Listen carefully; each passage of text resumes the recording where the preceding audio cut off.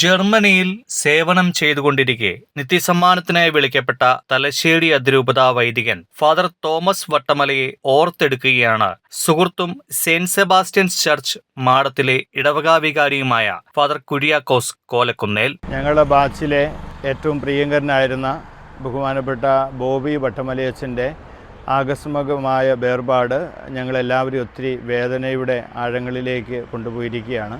ഞങ്ങളുടെ പ്രിയ സുഹൃത്തായിരുന്നു പ്രിയപ്പെട്ട ബോബി അച്ഛൻ. ഞങ്ങളെല്ലാവരും 2003 ബാച്ചിലെ പൗരോഹിത്യം സ്വീകരിച്ചവരാണ്. 93 സെമിനാരി ചേർന്നത്.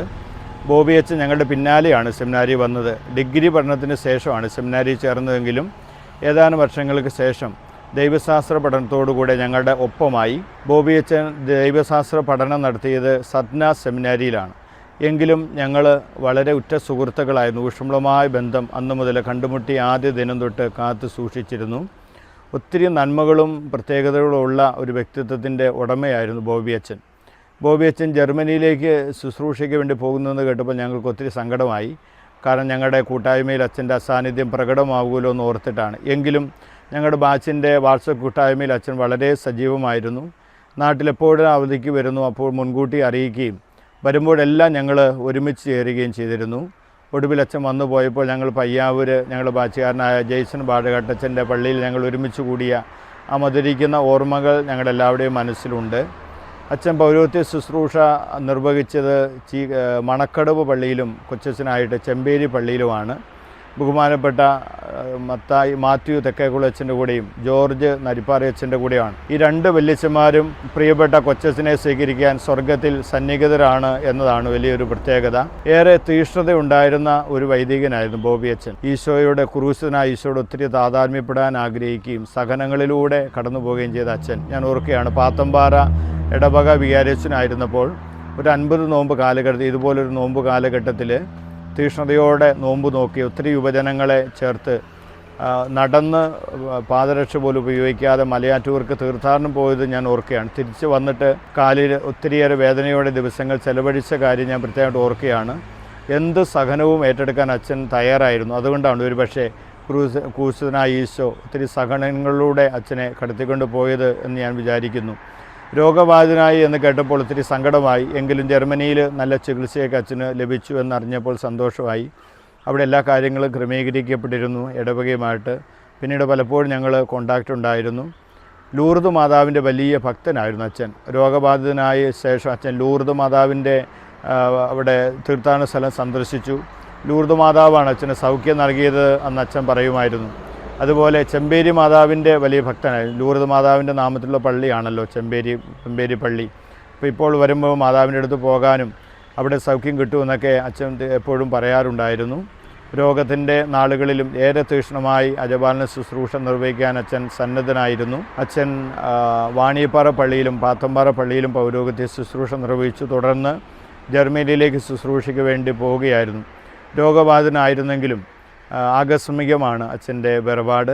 നല്ല ദൈവം അച്ഛന് നിത്യശാന്തി നൽകട്ടെ. ഞങ്ങളുടെ ബാച്ചിലെ ഏറ്റവും പ്രിയങ്കരനായ അച്ഛനാണ്. അച്ഛൻ്റെ നന്മകളും അച്ഛൻ്റെ ഓർമ്മകളും ഞങ്ങളുടെ മനസ്സിൽ പച്ചകടാതെ എപ്പോഴും സൂക്ഷിക്കുന്നുണ്ട്. പ്രിയപ്പെട്ട അമ്മച്ചിയുണ്ട് അച്ഛൻ്റെ. അമ്മച്ചിയോടും സഹോദരങ്ങളോടൊരു ജ്യേഷ്ഠൻ വൈദികനാണ്. എല്ലാ സഹോദരങ്ങളോടും അനുശോചനം അറിയിക്കുന്നു. ബോബി അച്ഛൻ ഞങ്ങളുടെ ബാച്ചിലെ പ്രകാശ ഗോപുരമായി നിലനിൽക്കുകയും അച്ഛൻ്റെ മധ്യസ്ഥതം തേടി ഞങ്ങൾ ബാച്ചുകാർ കൂടുതൽ തീഷ്ണതയോടെ മുമ്പോട്ട് പോകാൻ ഇടവരും എന്നാണ് ഞങ്ങൾ പ്രത്യാശിക്കുന്നത്. അച്ഛൻ രോഗബാധന കേട്ടപ്പോൾ ഞാൻ ആ ദിവസങ്ങളൊക്കെ വിളിക്കുകയും ഈയിടെ ഓപ്പറേഷന് വിധേയമാകുമ്പോൾ അച്ഛനോട് സംസാരിക്കുകയൊക്കെ ചെയ്തിരുന്നു. അപ്പോഴൊക്കെ അച്ഛൻ പ്രത്യാശ കൈവിടാതെ എപ്പോഴും സംസാരിക്കുമായിരുന്നു എന്ന കാര്യം ഞാൻ ഓർക്കുകയാണ്. എനിക്ക് 1-2 തവണ ആശുപത്രിയിൽ അഡ്മിറ്റ് ആകേണ്ടി വന്നപ്പോൾ ആ ദിവസങ്ങളിൽ അച്ഛൻ വിളിക്കുകയും വല്ലാതെ സ്നേഹാന്വേഷണം നടത്തുകയും പ്രാർത്ഥിക്കുകയൊക്കെ ചെയ്തിരുന്നു. വളരെ നല്ല ഓർമ്മകളാണ് അച്ഛനുമായിട്ടുള്ളത്. അച്ഛൻ നല്ല ഒരു ഒത്തിരി പ്രാർത്ഥനാനുഭവമുള്ളൊരു വ്യക്തിയായിരുന്നു. കരിസ്മാറ്റിക് നവീകരണ ശുശ്രൂഷയെ നെഞ്ചിലേറ്റൊരു വൈദികന്. ധാരാളം പേര് അച്ഛന് വേണ്ടി പ്രാർത്ഥിക്കുമായിരുന്നു. അച്ഛൻ രോഗബാധിതനായെന്ന് കേട്ടപ്പോൾ അച്ഛൻ്റെ രോഗവാർത്തയൊക്കെ ഒത്തിരി പ്രാർത്ഥനാ ഗ്രൂപ്പുകളിൽ ഷെയർ ചെയ്യപ്പെട്ടിരുന്നു. എനിക്ക് തോന്നുന്നു അച്ഛനെ ധാരാളം പേര് ബലപ്പെടുത്തിയിരുന്നു പ്രാർത്ഥനയിലൂടെ. ലോകത്തിൻ്റെ പല ഭാഗത്തു നിന്നുള്ള ആളുകൾ പ്രാർത്ഥനാ ഗ്രൂപ്പുകളിലെ ആളുകൾ അച്ഛന് വേണ്ടി പ്രാർത്ഥിക്കുകയൊക്കെ ചെയ്തിട്ട് അച്ഛന് വലിയൊരു ബലമായിരുന്നു അത്. ആശുപത്രിയിൽ ചികിത്സയ്ക്ക് പോകുമ്പോഴൊക്കെ ധാരാളം പേര് എനിക്ക് വേണ്ടി പ്രാർത്ഥിക്കുന്നുണ്ട് എന്ന് അച്ഛൻ പറയുമായിരുന്നു. തീർച്ചയായിട്ടും അച്ഛൻ അങ്ങനെ ഒരു പ്രാർത്ഥനയുടെ പിൻബലം ഉണ്ടായിരുന്നു. ധാരാളം പ്രാർത്ഥിക്കുന്ന ഒരു വ്യക്തിയായിരുന്നു പ്രിയപ്പെട്ട ബോബി അച്ഛൻ. അച്ഛൻ്റെ ഏറ്റവും വലിയ ഗുണമെന്ന് പറയുന്നത് ജീവിത ലാളിത്യമായിരുന്നു. അച്ഛൻ എവിടെയെല്ലാം പോയാലും ഏതെല്ലാം ശുശ്രൂഷകളായിരുന്നാലും ഹൃദയത്തിൻ്റെ ലാളിത്യം അച്ഛൻ കാത്തു സൂക്ഷിക്കാൻ. അച്ഛനുണ്ടായിരുന്ന ആദ്യ നൈർമല്യം, അച്ഛൻ്റെ നന്മ, ആ ലാളിത്യമൊക്കെ എപ്പോഴും അച്ഛൻ കാത്തു സൂക്ഷിക്കുമായിരുന്നു. അച്ഛൻ്റെ സംസാരത്തിലും ജീവിതശൈലിയിലും അതുപോലെ പെരുമാറ്റത്തിലുമൊക്കെ ആ ലാളിത്യം എപ്പോഴും പ്രകടമായിരുന്നു. ഞങ്ങൾ വാച്ചുകാർക്കെല്ലാം അത് അനുകരണാർഹമായ ഒരു മാതൃകയായിരുന്നു അത്. അച്ഛൻ തീക്ഷ്ണതയോടെ ബലി അർപ്പിക്കുമായിരുന്നു. സഭയോട് വിശ്വസ്ത പുലർത്തി, ഉറവിടങ്ങളോട് വിശ്വസ്ത പുലർത്തി ബലിയർപ്പിക്കുന്ന വൈദികനായിരുന്നു അച്ഛൻ. തീർച്ചയായിട്ടും സഭയ്ക്ക് എന്നും അഭിമാനിക്കാവുന്ന വിശ്വസ്തനായ ഒരു നല്ല വൈദികൻ. തീർച്ചയായിട്ടും ഞങ്ങൾ പ്രാർത്ഥനാ ദൈവങ്ങൾ കൈമാറാറുണ്ട്. അച്ഛൻ രോഗബാധിതനായ ആ സമയത്തൊക്കെ ഓരോ ദിവസം ട്രീറ്റ്മെൻറ്റ് പോകുമ്പോഴൊക്കെ അച്ഛൻ വ്യക്തിപരമായിട്ട് വാട്സപ്പിൽ മെസ്സേജ് അയക്കുമായിരുന്നു. ഞങ്ങൾ ഗ്രൂപ്പിലത് പങ്കുവയ്ക്കുമായിരുന്നു. ഗ്രൂപ്പിൽ എല്ലാവരും അച്ഛന് വേണ്ടി പ്രാർത്ഥിക്കുകയും തീക്ഷ്ണമായിട്ട് ബലിയർപ്പണത്തിൽ സമർപ്പിക്കുകയും ചെയ്യുമായിരുന്നു. അച്ഛൻ്റെ നന്മകളും അച്ഛൻ്റെ പ്രത്യേകതകളൊന്നും കൈമോശം വരാതെ പൗരോഹിത്യത്തിൽ 21 വർഷം ജീവിക്കാണ്ട് സാധിച്ചു എന്നുള്ളതാണ് അച്ഛൻ്റെ ഏറ്റവും വലിയ പ്രത്യേകത.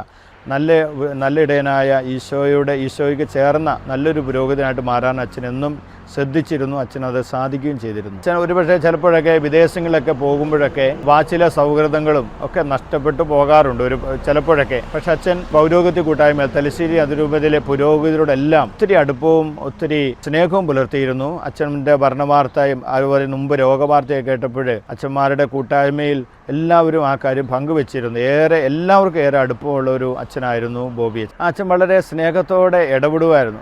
ഹലോ ജയ്സ, എന്തുണ്ട് വിശേഷം, അങ്ങനെയൊക്കെ ചോദിച്ച് വളരെ സ്നേഹത്തോടെ, അതായത് ഊഷ്മളതയോടെ കൃത്യമായിട്ട് അച്ഛൻ ഇടപെടുമായിരുന്നു. അച്ഛനിരുന്ന ഇടപെടലൊക്കെ അച്ഛന് ധാരാളം സൗഹൃദങ്ങളുണ്ട്. നമ്മൾ ചിലപ്പോൾ ഇടപെടി ശുശ്രൂഷ ചെയ്ത് കടന്നു പോകുമ്പോൾ പഴയ സൗഹൃദങ്ങളും ബന്ധങ്ങളൊന്നും അങ്ങനെ സൂക്ഷിക്കാൻ പറ്റിയെന്ന് വരില്ല. അതാത് കാലത്തെ തിരക്കിനൊത്ത് നമ്മൾ മുമ്പോട്ട് പോകും. പക്ഷേ ബോബി അച്ഛൻ്റെ പ്രത്യേകത ശുശ്രൂഷ ചെയ്ത ഇടങ്ങളിലെ ആളുകളുമായിട്ട് നിരന്തരമായിട്ടൊരു കോണ്ടാക്റ്റ് അച്ഛൻ പുലർത്തുമായിരുന്നു. അത് വരുമ്പോഴൊക്കെ അവിടങ്ങളിൽ പോയി ബലിയർപ്പിക്കുമായിരുന്നു. അച്ഛൻ അവധിക്ക് വരുമ്പോഴൊക്കെ വാണിപ്പാറയും പാത്തമ്പാറയും അതുപോലെ ഇരുന്ന ഇടവേളിലൊക്കെ കൊച്ചച്ഛനായിട്ട് സൃഷ്ടി ചെയ്ത ഇടങ്ങളിലൊക്കെ കുർബാനയ്ക്ക് പോകുമായിരുന്നു. മേലധികാരികളോട് വലിയ വിധേയത്വം പുലർത്തുന്ന അച്ഛൻ. അഭിയുന്ന പിതാക്കന്മാർ 3 പിതാക്കന്മാരുടെ കൂടെ, ബലിപറ്റം പിതാവിൻ്റെ കൂടെയും ഞള്ളക്കാട്ട് പിതാവിൻ്റെ കൂടെയും അഭിയുന്ന പാമ്പ്ലാനി പിതാവിൻ്റെ കൂടെയും അച്ഛൻ പൗരോഹിത്യ ശുശ്രൂഷ നിർവഹിച്ചിട്ടുണ്ട്. അവരുടെ കീഴിൽ അവരോടല്ല എപ്പോഴും ഒരു വാക്കിൽ പോലും അധികാരികളോട് ഒരു അല്ലെങ്കിൽ ഒരു വിധേയത്വമില്ലായ്മ അച്ഛൻ പ്രകടിപ്പിച്ചിട്ടില്ല എന്നുള്ളത് ഞാൻ സന്തോഷത്തോടെ ഓർക്കുകയാണ്. അതുപോലെ വല്യച്ഛന്മാരോടും എപ്പോഴും നരിപ്പാറയച്ഛനോടും തെക്കേക്കുളച്ചനോടൊക്കെ വളരെ സ്നേഹവും അടുപ്പവും ഊഷ്മളതയും അച്ഛൻ പ്രകടിപ്പിച്ചിരുന്നെന്ന് ഞാൻ സന്തോഷത്തോടെ ഓർക്കുകയാണ്. ജർമ്മനിലെ മിഷൻ ഇവിടുത്തെ പോലെയല്ലോ, നമ്മുടെ നാട്ടിൽ കേരളത്തിലെ ശുശ്രൂഷ പോലെയല്ല. അവിടെയെല്ലാം ഒരു ഔപചാരികതയാണ്, ഔദ്യോഗിക പരിവേഷത്തിലാണ് എല്ലാം നടക്കുക.